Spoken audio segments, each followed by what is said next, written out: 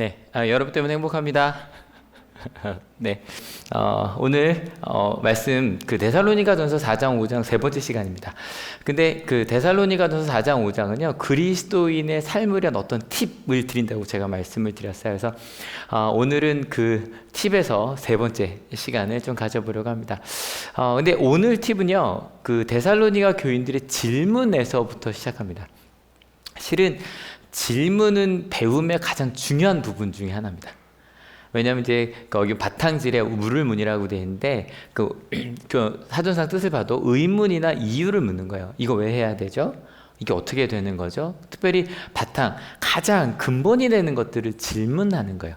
그러니까 실제로 요즘에 그 학교 문화가 많이 바뀌었어요. 그래서 요즘에 수업에 이제 교회에서 수업을 지금 못 하고 있는 상황이어서 제가 이제 아이들한테 가서 이제 미리 세팅하려고 가면 미리 가든 아니 끝나고 나서 이제 푸는 때 애들이 막 와요.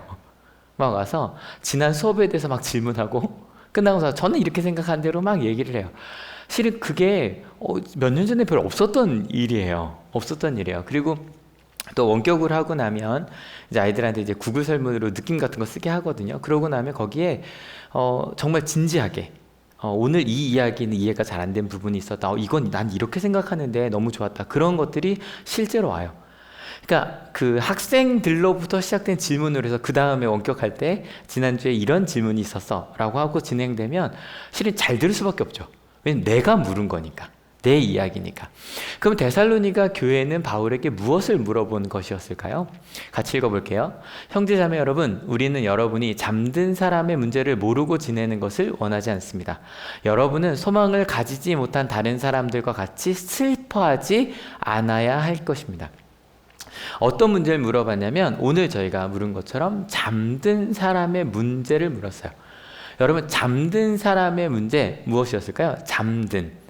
뭐 예상할 수 있죠. 바로 밑에 각주가 나오는데 죽은 사람들이라고 나와요. 예, 데살로니가 교인들이 죽은 사람들의 문제를 물은 거예요. 여러분, 어떤 것이었을까? 실은 죽음이라고 생각을 해보면 상상만 해도 눈물 나지 않아요? 사랑하는 가족, 사랑하는 친구, 아니면 가족 친구가 아니어도 아주 가까이 지내던 사람들, 아니면 그냥 뭐 다른 사람이 아픈 게 내가 아픈 것도, 그죠? 내가 아프거나 사고를 당했거나. 여러분, 도대체 어떤 일이었을까? 실은 게다가 우리 그리스도인들은 이런 일을 당하면 질문이 하나 추가가 돼요. 어떤 질문이죠? 도대체 예수님 왜? 아마 죽음은 우리가 생각할 수 있는 가장 큰 어려움이겠지만 죽음까지는 아니어도 지금 여러분이 지금 이 영상을 같이 보신 여러분에게 묻고 싶어요. 여러분에게 지금 가장 어려운 것 하나만 떠올리셨으면 좋겠어요. 지금 내게 가장 어려운 것, 아픔일 수도 있고요, 실제로 어떤 당한 사고일 수도 있고요, 아니면 어떤 사람들 간의 갈등일 수도 있겠죠. 아니면 지금 전 세계적인 어떤 그런 것만이 아니라 가까이는 환경적인 어려움일 수 있어요. 실은 그게 어떤 거든 여러분의 감정을 한번 떠올려 보시면 당황할 수도 있죠. 아니면 그저 아파서 그냥 어찌할 수 없는 그러고 있을 수도 있고, 아니면 심지어 너무 화가 날 수도 있어요. 아니면 그냥 생각해도 눈물밖에는 아무것도 할 수 없는 그런 상황일 수도 있겠죠. 게다가 거기 우리 그리스도인은 어떤 질문? 하나님의 내게. 여러분, 지금 여러분의 질문을 생각하셨죠? 근데 이거를요, 나의 질문이라고 생각을 하고 오늘 본문을 다시 한번 읽어보면 좀 당황됩니다. 내게 가장 어려운 그 잠든 사람의 문제를 뭐 하지 말래요? 슬퍼하지 않아야 한답니다. 좀 섭섭하지 않으세요? 아니, 지금 정말 그 죽음 앞에서, 죽음과도 같은 그런 아프고 힘든 상황 앞에서 슬퍼하지 말라는 거예요. 그러면 여러분, 좀 섭섭하지만 실은 좀 무슨 일일까 싶지만, 그럼 데살로니가 교회가 이 질문을 왜 바울에게 했을까 한번 생각해 봤으면 좋겠어요. 왜냐하면 데살로니가 교회는 이제 하나님을 믿은 지 그렇게 오래된 교회가 아니란 말이에요. 그럼 그렇게 생각을 해보면 실은 죽음이라는 건요, 지금보다 2000년 전이 훨씬 더 익숙한 거예요. 그렇지 않을까요?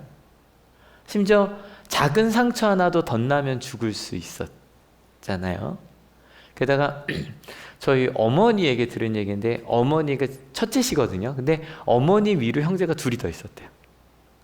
근데 뭐 옛날이긴 하지만 저희 어머니 때 그 가족 중에 의사도 있는 그런 치료받을 수 있는 데였거든요. 그런데도 실은 아이들은 정말 쉽게 죽을 수 있었다고요. 그렇게 어찌 보면 죽음이라는 게 너무 흔했던 2000년 전은 뭐 말할 것도 없지 않아요. 정말 많은 이들이 쉽게 통과 의례라고 하잖아요. 태어나고 결혼하고 아이 낳고 실은 죽음까지 가는 건 너무너무 자연스러워서 어쨌건 우리 여기도 지금 우리 예배를 준비하는 이들이 있는데 여기 있는 만큼 죽음은 있을 거란 말이에요. 그죠? 저도 죽을 거고 저희는 어쨌건 한 번씩 다 통과하는 거예요. 그런데 그러니까 너무너무 익숙하고 하던 건데 이제 믿음 하나님을 만난 지 예수님을 믿은 지 1년도 안 됐어요. 길어야 1년이라고 봐요. 몇 달도 안 됐던 이들이 바울에게 죽음에 대해서 물은 거예요. 왜일까요? 실은요, 하나님을 모를 땐 어떤 그 아픔에 대해서 뭐 생각할 수 있는 게 있죠. 누구 잘못이지? 어쩌다 이렇게 된 걸까? 혹시 내가 잘못해서 그런 건 아닐까? 여러분 이거 많이 생각하지 않아요? 내가 뭘 잘못해서 병에 걸린 건 아닐까? 혹은 뭐 의사가 잘못 처방한 건 아니야? 그런 생각들을 할 수 있단 말이에요. 그런데 우리 가운데 뭐 그 당시에 게다가 그리스 로마 신을 생각해 보면 그리스 로마 신들은요 그냥 질투만 해도 병도 내리고 죽이기도 하고 그런 신들이었으니까. 근데 이들이 예수님을 만났단 말이에요. 그러면 그때부터 좀 달라요. 왜냐면 뭐 우리가 생각하는 뭐 그 당시에 뭐 그리스 로마 신들도 죽어요. 그죠? 신들도 죽어요. 그런데 예수님을 만났는데 예수님은요 창조주 하나님의 아들이래요. 그러니까 어찌 보면 뭔가 조금 잘못해서 신들끼리 서로 죽일 수 있는 그런 신이 아니에요. 전지전능한 하나님이에요. 게다가 그 하나님이 뭐 날 질투해서 죽이거나 그럴 분이 아니에요. 저희 몇 달 동안 계속 얘기하고 있는 Amazing Grace. 나 같은 죄인 살리신. 나 같은 죄인을 살리셨단 말이에요. 근데 그렇게 나를 사랑하시는 예수님을 만났어요. 그래서 기쁨이 회복이 됐어요. 그런데 여전히 아픔은 남아있다, 안 남아있다? 남아있더라는 거예요. 여러분, 그 이유를 그렇게 나를 사랑하시는 예수님이 날 만났는데, 솔직히 저도 어릴 때 그런 생각을 했던 것 같아요. 내가 뭔가 잘못했기 때문에 하나님이 날 벌하신 거 아닐까? 그 생각을 실은 그렇게 사랑받는 예수님을 믿는데도 해요, 안 해요? 한단 말이에요. 근데 여러분 이거를 나 같은 죄인 살리신으로 생각해봐요. 게다가 이 데살로니가 교회는 누구에게 복음을 들었죠? 바울이요. 바울이 어떤 사람이죠? 예수님의 제자를 죽이던 사람이라고요. 예수님의 제자를 죽이던, 심지어는 첫 번째 순교자인 스데반이 죽을 때 그 스데반을 향해 돌멩이 던지는 사람이 옷을 집어들고 있던 사람이 바울이란 말이에요. 그런 나를 사랑하셨다라고 말하는 바울에게 복음을 들은 이들이 이렇게 생각할 수는 없잖아요. 그죠? 이렇게 내가 뭔가 뭘 하나 잘못해서 내가 뭔가를 미워해서 혹은 내가 예배를 한 번 안 돼, 헌금을 한 번 안 드려서 하나님이 내게 벌을 내리셨다라고 생각할 수 없지 않아요? 없는 거예요. 그러고 나니까 아마 한 예수님을 모를 때는 그래 신의 벌인가 보다, 뭐 질투했나 보다, 뭐 이렇게 생각할 수 있잖아요. 근데 하나님이 이렇게 나를 사랑하는데도 여전히 죽음이 있다니, 여전히 아픔이 있다니, 여전히 상처가 있다니 질문할 수밖에 없는 거죠. 왜냐하면 그만큼 죽음은 너무너무 아프고 무거운 주제니까요. 심지어는 어린 제 딸도 6살짜리가 어쩌다가 죽음 얘기는 전에 말씀드린 것처럼 어제도 뭐 딴 거 하다가 이제 물고기를 사기 위해서 그걸 준비를 했거든요. 근데 그냥 그 죽음 얘기만 해도 물고기가 죽는다고만 생각해도 마음이 아파하거든요. 그런데 그 죽음 앞에 6살짜리에도 슬퍼하는 그 죽음 앞에서 뭐 하지 말래요? 슬퍼하지 말라는 거예요. 도대체 무슨 말을 하고 싶으신 걸까요, 바울은? 근데 이유가 여기 잠깐 나오는데 뭐 때문이래요? 소망이 있대요. 근데 되게 오늘 말씀 여러분, 저도 그렇고 여러분도 그렇고 되게 조심스럽게 읽고 해석을 해야 돼요. 어떤 소망일까? 원인을 엘피스라는 단어를 찾아봤더니 확신, 소망, 호프라고 되어 있어요. 도대체 어떤 확신이 있길래 죽음 앞에서 슬퍼하지 않을 수 있는 걸까? 더 읽어봅시다. 준비 시작. 우리는 예수께서 죽으셨다가 살아나신 것을 믿습니다. 이와 같이 하나님께서 예수 안에서 잠든 사람들도 예수와 함께 데리고 오실 것입니다. 무엇에 대한 소망이냐면 예수께서 부활하셨다는 소망이에요. 근데 여러분, 이 바울이 항상 이 부활 얘기를 하는 장이 있어요. 가장 이제 긴 게 고린도전서 15장이에요. 한번 저희 뭐 손으로 묵상 때 한번 제가 길게 말씀을 드리긴 했지만 한번 보세요. 꽤 길게. 또 이 데살로니가 4장도 그래요. 근데 예수님의 부활을 말하는 이유는 예수께서 부활하셨다를 논증하기 위한 게 아니에요. 이건 당연한 거예요. 근데 예수님의 부활을 하고자 하는 이유는 누구도 부활한다? 예수님을 믿는 우리도 부활한다는 얘기를 하려는 거예요. 이 얘기 때문이에요. 그러니까 여러분, 우리가 죽음이 왜 두려울까요? 마지막이라고 생각하기 때문이에요. 저도 저희 할머니가 또 실은 서울에서 목회할 때도 그냥 이렇게 돌아가시는 걸 본 적이 있어요. 근데 정말 그 한순간이죠. 한순간이 지나고 나면 더 이상 숨을 쉬지 않아요. 대화할 수 없고 어떠한 소통도 할 수 없죠. 여러분, 그게 제일 힘든 거예요. 그래서 사랑을 하는 이를 떠나보낸 이들이 하는 말이 이거잖아요. 한 번만이라도 만나봤으면 좋겠다.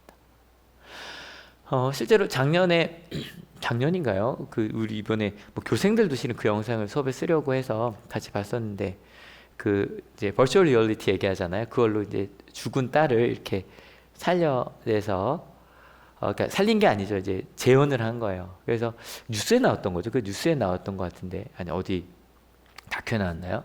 막 너무 마음이 아픈 거예요. 엄마가 이렇게 안경을 썼는데 이제 버추얼 리얼리티니까 움직인 대로 딸이 보여요. 막 이렇게 안 만져지죠. 한 번만이라도 이렇게 만지고 싶어서 막 정말 보고 싶다 막 우는데 딸은 그냥 어릴 때 사진처럼 그냥 웃고 있는 거예요. 근데 그걸 보는데 그냥 너무 마음이 아픈 거예요. 그래서 저렇게 정말 사진을 못 버리니까. 근데 그 움직일 수 있다면 더 그럴 수도 있겠죠. 실은 그런 영화도 있었어요. 이게 2001년에 AI를 하는 게 특별히 인공지능이라는 게 알려지지 않았을 때 나왔던 스티븐 스필버그 감독 영화인데, 이 영화 되게 명작 중에 하나죠.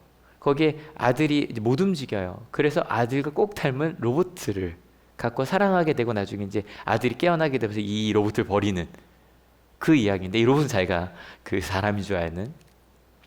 그런데 이 상황에서도 마찬가지. 그냥 한 번만이라도 아들이랑 놀고 싶었거든요. 근데 게다가 이 로봇은 정말 움직이니까, 소통을 하니까. 얼마 전에 나왔던 픽사의 올해 영화 이 온 어드라는 것도 실은 아빠가 죽으면서 하루만이라도 아들이랑 보내고 싶어서 만든 이제 그런 거였거든요. 단 한 번만이라도. 그만큼 죽음이라는 건 끝을 의미해요. 근데 여러분, 부활은요, 거기에다가 아니다라고 말하는 거예요. 부활은 마지막이 아니라는 거예요. 하나님 안에서, 예수님 안에서 우리가 다시 만날 거란 이야기예요. 이 얘기를 좀 저희가 다음 주까지 좀 끌어갈 거예요. 그래서 저기 나오는 질문에 대해서는 좀 다음 주에 이어갈게요. 그래서 예수님 안에서 우리가 나중에 이 고린도 전서와 이 데살로니가 전서의 단어에 의하면 예수님이 오시는 그날에, 예수님이 오시는 그날에 우린 다시 만날 거다. 끝이 아니다. 주님과 함께 주님의 품에 살아가게 될 거다. 근데 여러분, 그러면 데살로니가 교인들이 이걸 질문한 건 우리가 부활할 거라는, 그게 뭔지 잘 모르지만 사실을 몰라서 물은 건 아니에요.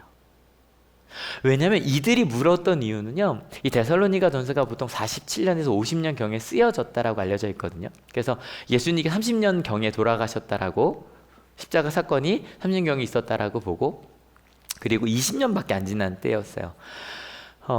대부분의 예수님을 믿었던 사람들이 죽지 않고 살아 있었던 때였어요. 순교한 몇 명을 빼고는, 또 아주 나이가 많던 몇 분을 제외하고는. 그래서 대부분의 그 당시의 그리스도인들은 내가 죽지 않고 예수님을 다시 만날 수 있다라고 믿었었어요. 그럴 수 있지 않겠어요? 예수님이 금방 다시 오실 거라고 믿은 거예요. 그래서 그 예수님을 만나면, 월요일 날 잠깐 저희 고등학교 예배 때 연예인을 하나를 불렀어요. 그래서 여기 앞에 보시는 것처럼 줌으로 학생들 다 앞에 띄워놓고 했단 말이에요. 근데 애들이 끝나고 나서 그러는 거예요. 직접 못 봤잖아요. 영상을 통해서 보니까 정말 이게 모든 아이들 말 직관이라고 하거든요. 직접 보는 거. 직관했으면 너무 좋았겠어요. 막 이러는 거예요.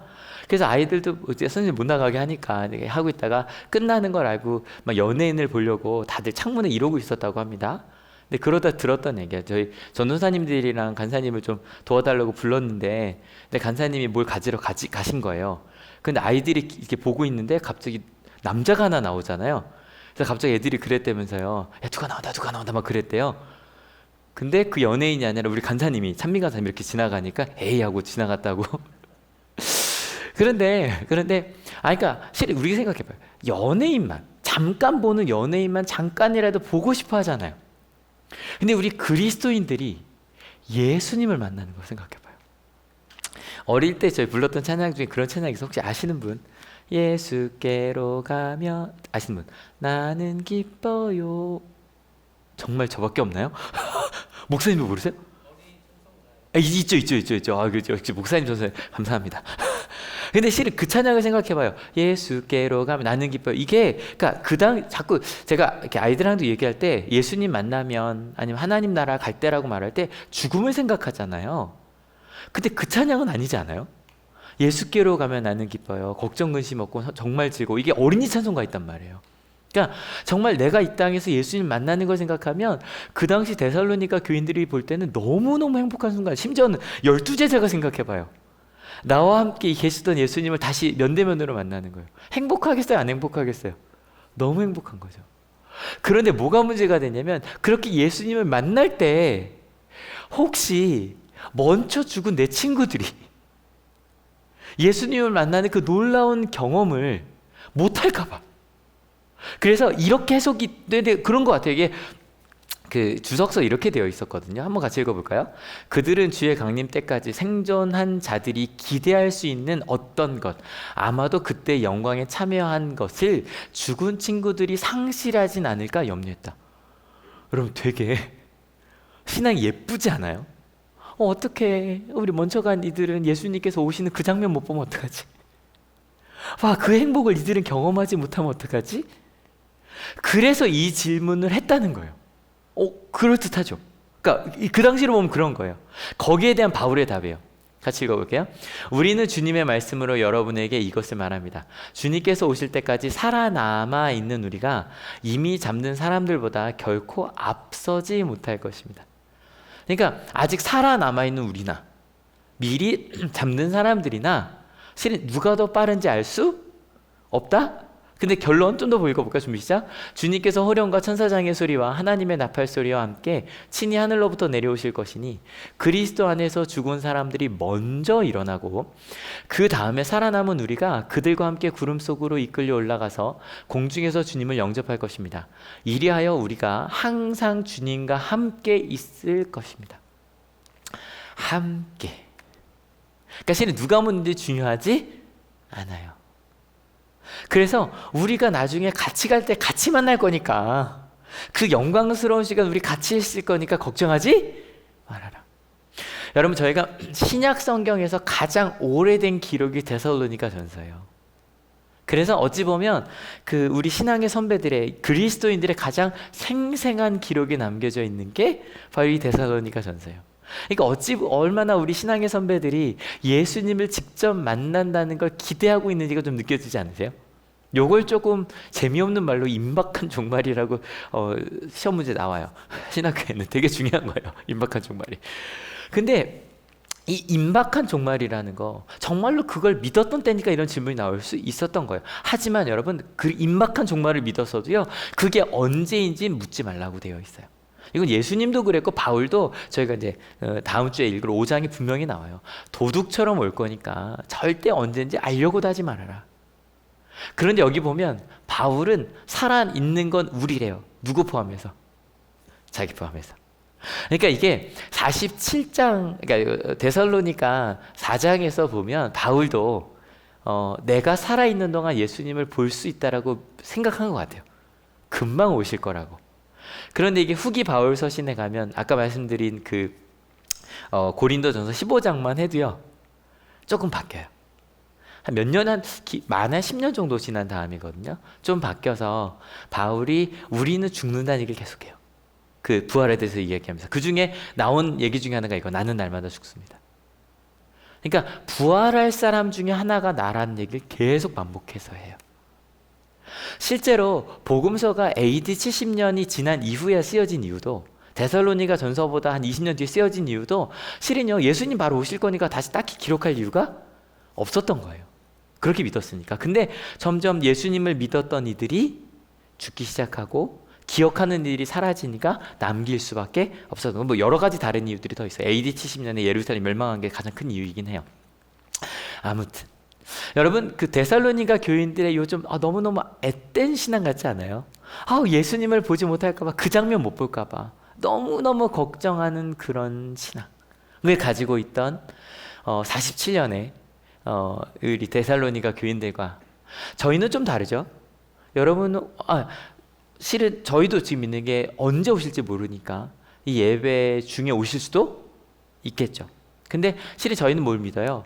예수님께서 언젠가 오셔서 이 땅을 다스리시고 하나님의 나라를 이루실 거라고 믿어요. 믿으십니까? 여러분, 어떤 신앙이 더 좋을까라고 물을 것도, 저희는 선택지가 없었으니까. 선택지가 없으니까. 그죠? 근데 둘 중에 어떤 것?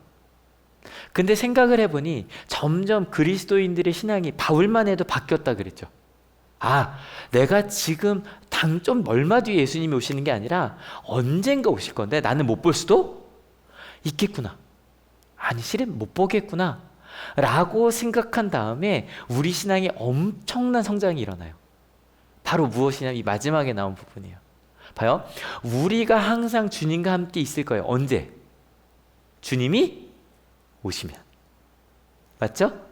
그러니까 이 47년의 그 신앙은 예수님이 오신 다음에 우린 항상 주님과 함께 있을 거라고 하는 거예요. 그런데 이렇게 되면 어떻게 되냐면, 힘들어도 조금만 더 참자, 조금만 더 버티자, 조금만 더 버티면 갑자기 좋은 날이 올 거야, 막 이렇게 생각하게 된단 말이에요. 근데 여러분, 저희도 솔직히 몇 달 전만 해도 이러지 않았어요. 그죠? 조금만 더 버텨보자. 2학기도 원격으로 할 거라고 생각도 못했죠. 그죠? 2학기도 원격으로 할 거라고는. 왜냐면 분명히 한다고는 했었죠. 계속 밀리니까. 마찬가지인 거예요. 조금만 더 버티자, 조금만 더 버티자. 이게 종식이 되면 우린 다시 원래로 돌아올 거야 라고 막 했는데, 이게 길어지니까 어때요? 언제지? 계속 마스크를 쓰고 다니면 어떠냐 하면서 점점 지치는 마음이 있잖아요. 그러니까 금방 이게 끝날 거라고 생각하면 안 끝나니까 지쳐요. 아마 어떤 마음인지 아실 거예요. 근데 언젠가 예수님이 오실 거고 그때 하나님의 나라가 이루어질 거라고 믿잖아요. 그러면 신앙이 어떻게 바뀌냐면, 예수님과 함께하는 건 그 이유가 아니라 언제예요? 지금부터예요. 그래서 복음서가 늦게 쓰여졌다 그랬죠. 그래서 저희 마태복음 요 전에 읽었잖아요. 마태복음 마지막 절이 이거였어요. 같이 읽어볼게요. 준비 시작. 내가 세상 끝날까지 너희와 항상 함께 있을 것이다. 이게 중요해지는 거예요. 지금도 이미 예수님은 우리와 함께 계시는 거예요. 믿으십니까? 이게 우리도 그럴 수, 처음에 믿음 가지면 그래, 내가 예수님 믿으니까 기도하면 이 문제도 해결되고 저것도 해결되고, 그죠? 그러면 더 좋아지겠지? 라고 생각했는데 별로 안 바뀌는 게 없잖아. 그러면서 이거 뭐야, 예수님 믿어도 바뀌는 게 없잖아 라고 저도 생각했었던 것 같아요. 그런데 조금씩 한 말씀을 읽고 예수님과 동행하면서 기도하면서 뭐가 바뀌냐면, 아니구나, 지금 내가 볼 때 문제가 해결 안 된 것 같은데 지금도 여전히 예수님은 나와 함께 계시는구나를 우리는 만나게 될 거예요. 믿으십니까? 저희도 그럴 때니까요. 나중에 여기 꽉 차서 다시 대면 예배를 드리면 무언가를 할까? 근데 이미 우린 알아요. 자꾸 이렇게 원격으로 드리다가 또 같이 만나다가 계속 그렇게 되겠죠. 근데 여러분 꼭 기억하십시오. 지금 바로 여기에 예수님은 우리와 함께하고 계십니다. 믿으십니까? 이게 엄청난 신앙이 변한 거예요. 여전히 아픔이 있고 죽음이 있고 어려움이 있는데, 아니야, 지금 예수님이 나와 함께 하셔. 그럼 여전히 아프다 그랬잖아요. 그 아픔은 어떻게 해결해야 돼요? 이러는 거죠. 그러면 그 예수님은 나에게 무엇을 원하시는 걸까? 예수님과 함께라면 아픔의 의미가 조금씩 바뀌는 거예요. 제가 작년 5월 5일 날 예배 시간에 같이 나눴던 2세기 초에 폴리캅이라고 하는 좀 요한의 그 12제자 요한의 제자라고 알려져 있는 교부가 있어요. 그 편지를 우리가 한번 같이 읽었었거든요. 기억이 나셨으면 좋겠는데 한 부분을 좀 같이 읽어보려고 그래요. 2세기 초반에 우리 신앙의 선배들이 파루시아라고 하는, 지금 당장 내가 살아있는 동안 예수님이 오실 거야가 아니야. 예수님은 내가 살아있는 동안 안 오실 수도 있어. 그런데 예수님 나와 함께 하셔 라고 믿는 이들이 어떻게 살았는지, 그 모습이 정말 이 편지 기록이 잘 되어 있거든요. 같이 한번 읽어볼게요. 그리스도인은 나라나 언어나 전통 때문에 다른 사람들과 구별되는 게 아닙니다. 그들은 그들만의 도시에 사는 것도 아니고 이상한 언어를 쓰는 것도 아니며 특유한 삶을 사는 것도 아닙니다. 여러분, 가끔 지금 당장 예수님 얼마 있으면 오신다고 그런 사람들이 이상하게 살잖아요. 그죠? 아니, 그러지 않아요. 이 세상 속에 같이 살아요. 그런데 같이 읽어볼게요. 그들은 각자 주어진 삶에 따라 그리스나 다른 이방 도시들에 흩어져 살고 도시의 관습에 따라 옷을 입고 음식을 먹으며 삶을 영위합니다. 그들은 자기 조국에 살면서도 마치 나그네와 같습니다. 주어진 삶을 살아요. 그리고 똑같이 지금 우리 대한민국 국민으로 살아 2020년에. 그런데 조금 다른 예수님과 함께 살아간 하늘나라의 시민으로 살아요. 저희 그리스도 삶의 팁 2가지 나눴었잖아요. 3가지 나눴다 그랬는데 오늘 3번째라 그러는데, 첫 번째, 실은 거룩함에 이르는 길에 대한 팁이었거든요. 첫 번째 뭐였어요? 가장 가깝고 소중한 사람들이 어떻게 대하자? 거룩함과 존중함으로. 여러분, 이거 엄청난 팁이에요. 기억하세요. 2번째 팁, 조금 더 넓은 사람들, 우리 가운데 함께 살아가는 가족들, 학교, 좀 넓은 바운더리를 얘기했어요. 그 사람들에게 서로 사랑하라는 건 당연한 건데, 그냥 사랑하는데 어떤 마음으로? 조용히 살기를 힘쓰는 마음으로. 2번째, 자기 일엔 전념하고 자기 손으로 일을 하면서 품위 있고 단정하게 나누기 위해 살아가는 그런 삶을 살아가라 얘기했죠. 그죠? 근데 이 다음 편지 부분을 읽으면 이게 그대로 나와요. 같이 읽어볼게요. 시민으로서 모든 의무를 수행하지만 외국인과 같이 모든 것을 참습니다. 여러분, 뭐예요? 자기 손으로 일을 해요. 그리고 친해지지 않아요. 더 읽어볼까요? 다른 사람들처럼 결혼하여 아이를 가지지만 아이를 버리지 않습니다. 아프다고, 내가 힘들다고 그러지 않아요. 끝까지 책임지죠. 더 읽어볼까요? 다른 사람들과 식탁은 공유하지만 아내를 공유하지 않습니다. 저희가 볼 때 끔찍한 이야기지만 저희 첫 번째 이야기할 때 이 얘기했었죠. 그죠? 얘기했었어요. 더 읽어볼까요? 육신을 입고 있지만 육신을 따라 살지는 않습니다. 더 읽어봅시다. 지상에서 시간을 보내고 있지만 시민권은 하늘에 있습니다. 그들은 주어진 법에 순종하지만 그들의 삶은 그 법을 초월합니다. 그들은 모든 사람을 사랑하지만 사람들에 의해 박해를 받습니다. 지상에서 세상의 법, 그게 혹시 어떤 법이라도 지켜요. 그런데 사랑하며 지켜요. 그 사랑하는 것 때문에 심지어 박해도 받아요.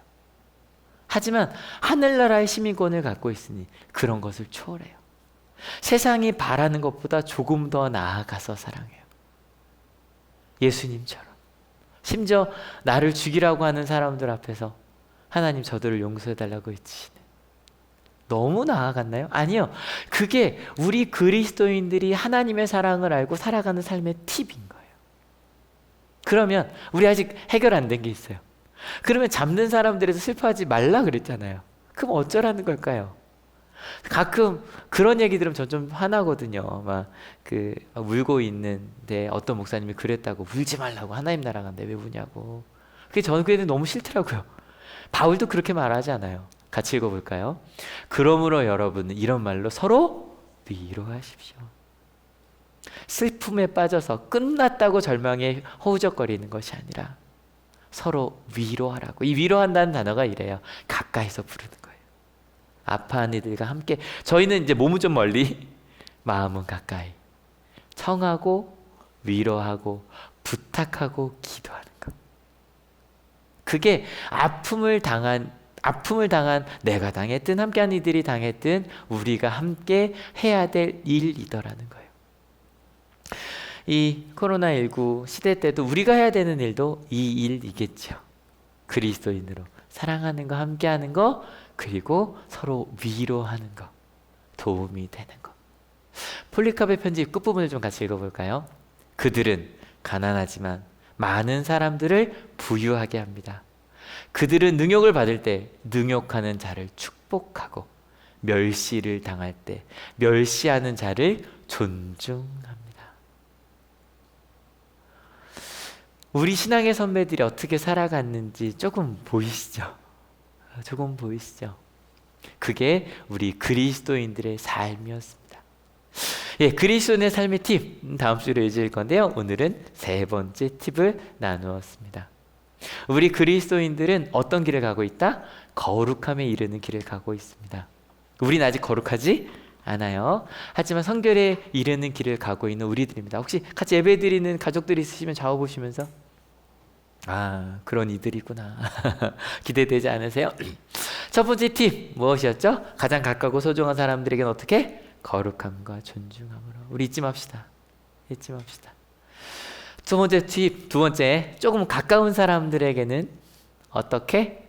서로 사랑하라는 건 당연한 건데 우리 이분 좀 저부터죠. 그리고 자기 하는 일에 최선을 다하고. 여러분이 예배가 끝나고 우리 맡은 일에 전념합시다. 사명에 전념합시다. 그리고 자기 손으로 일하기를 힘쓰고. 아까 실은 그거 좀 사진을 좀 찍어 놓을 걸. 실은 여러분 찍었어요. 나중에 공유할까요? 전 목사님이요. 엄청 목사님 막 땀 뻘뻘 흘리시면서 막 이 예배를 위해서 그게 너무 아름답고 감사했어요. 그리고 품위 있고 단정하게 나누기 위해 살아가는. 근데 그렇게 살면서도 아픔은 온다 안 온다? 온다. 그 잠든 사람들의 문제에 대해서 실은 저 2000년 전 데살로니가 교인들의 그 질문이 좀 다른 부분이긴 했지만 여러분 우리에겐 소망이 있습니다. 어떤 소망이죠? 예수님께서 부활하셨습니다. 믿으십니까? 그 부활처럼 누구도 부활한다? 우리도. 여러분 죽음은 마지막이 아닙니다. 믿으십니까? 그렇다면 그게 언제일까는 여러분 알려가지 맙시다. 근데 이거 자꾸 왜냐면 조금만 참으면 된다고 말하시면 안 돼요. 이건 다음 주에 조금 얼마만 아니요. 우린 하나님 나라 가는 그날까지 십자가를 지며 갈 거예요. 대신에 이렇게 했더니 신앙이 성장했다. 신앙이 성장하니까 예수님은 언제 계신다? 지금 바로 여기. 여러분 예수님께서 우리와 함께 하십니다. 믿으십니까? 그리고요 지금 바로 여기 이 자리가 예배의 자리입니다. 믿으십니까? 저는 이게 지금 여기서 예배를 준비하기 위해 온 저희보다 영상으로 예배드린 여러분이 더 은혜가 될 것 같아요. 그렇지 않아요? 지금 집에서 특별히 청소년들 지금 누워 계시죠? 근데 이렇게 누워있는데 여기가 예배의 자리래. 좀 다르지 않아요? 그죠? 혹은 막 가족과 함께 예배할 수 없어 혼자 그렇게 예배 시간 될 때 보시는데 와 여기가 예배의 자리구나. 지금 바로 여기에 예수님이 계시는구나. 조금 더 나가 볼까요? 지금 바로 여기가 하나님의 나라가 이루어질 자리입니다. 믿으십니까? 이번 한 주 그것을 믿고 사랑하며 살아가는, 특별히 오늘 하나 더 기도해야 될 것 같아요. 우리 그 잠든 사람의 문제 때문에 힘든 이들이 주변에 있으시죠? 어떻게 하라 그랬죠? 위로하라고. 서로 가서 함께 하기를 부탁하고 청하고 그리고 기도하는 이번 한 주 됩시다. 그렇게 함께 살아가는 일단은 저희가 2단계 거리두기 때까지는 예배를 드리기가 어려운 것 같아요. 왜냐면 지금 행정명령만이 아니라 2단계 동안은 50인 이하는 집합이 불가능한데 저희는 실은 예배 드릴 때 50인 이하로 모일 때도 있었지만 그죠? 60명, 70명까지도 모이는 교회이기 때문에 지금도 그래서 20일까지는 우리 이렇게 만납시다. 근데 여러분 그래서 더 오늘 은혜롭지 않으세요? 여러분 있는 그 자리가 예수님께서 계신 자리고 하나님께서 함께 하신 자리입니다. 그 주님과 함께 살아가면서 특별히 위로할 일을 떠올리며 여러분 지금 수술을 기다리고 있는 분도 계시고요. 가족이 아픈 분들이 있는 거 아시죠? 함께 기도합시다. 같이 기도하시겠습니다. 하나님 감사합니다. 잠든 이들의 문제에 대해서 데살로니가 교인들이 물었습니다. 그리고 그 질문에 바울이 대답했습니다. 우리는 조금 다른 삶을 살고 있어. 알지? 네, 똑같이 이 팬데믹 상황을 살아가는 저희들도 같은 삶을 살고 있겠죠. 주님, 부활을 믿습니다. 죽음이 이 아픔이 끝이 아님을 믿고요. 지금 바로 여기가 하나님의 자리임을 믿습니다. 그래서 줌으로도 전학년 예배를 했고요. 지금 이렇게 온라인으로 같이 만나고 이 자리가 하나님의 자리임을 고백하고 있습니다. 예수님께서 나를 꼭 붙들고 계심을 같이 기도하고 있습니다. 주님 함께 하시고 역사하여 주셔서 그 하나님의 이름과 마음을 또 하나님이 여기 함께 하시는 그 임재 속에서 우리가 어떻게 살아갈지를 고백하며 살아가는 저희가 되게 하여 주시옵소서. 지금 당장이 아니더라도 지금 이미 하나님께 나와 함께 하시기 때문에 기독교는 2000년 동안 이 세계적 폴리카비의 그 신앙 공동체처럼 그런 삶을 살아왔습니다. 저희도 다시 그런 삶을 살아가면 되겠죠.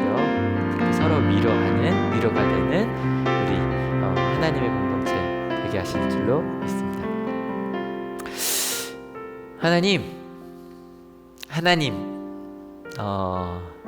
잠든 이들의 문제에 대해서 저희도 물을 수밖에 없습니다. 근데 거기에 바울은 이렇게 대답을 해주었네요. 끝이 아니야. 예수님 부활하신 거 믿지? 우리도 주님 가운데 다시 만날 거야.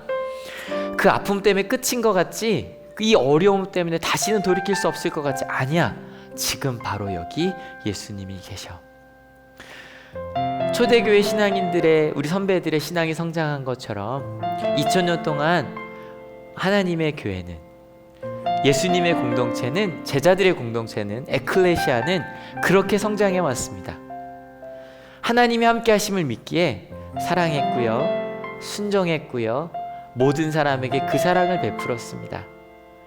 때로 박해를 받아도 사랑으로 갚는 것, 끝까지 하나님의 사랑을 나누는 자리에 선 것이 바로 예수님의 공동체였습니다. 주님 참 감사합니다. 우리 한올 가족들 주어진 자리에서 그렇게 살아가려고 노력하고 있습니다. 주님 아시지요? 지금 함께 예배하고 있는 내 방, 우리 집, 혹은 독서실, 혹은 어디 이동하고 있는 중이든지 그 모든 자리가, 또 저희가 내일 같이 일할 그 이 삶의 터전이 바로 하나님의 나라가 이루어질 예수님의 성전임을 알게 하시니 감사합니다.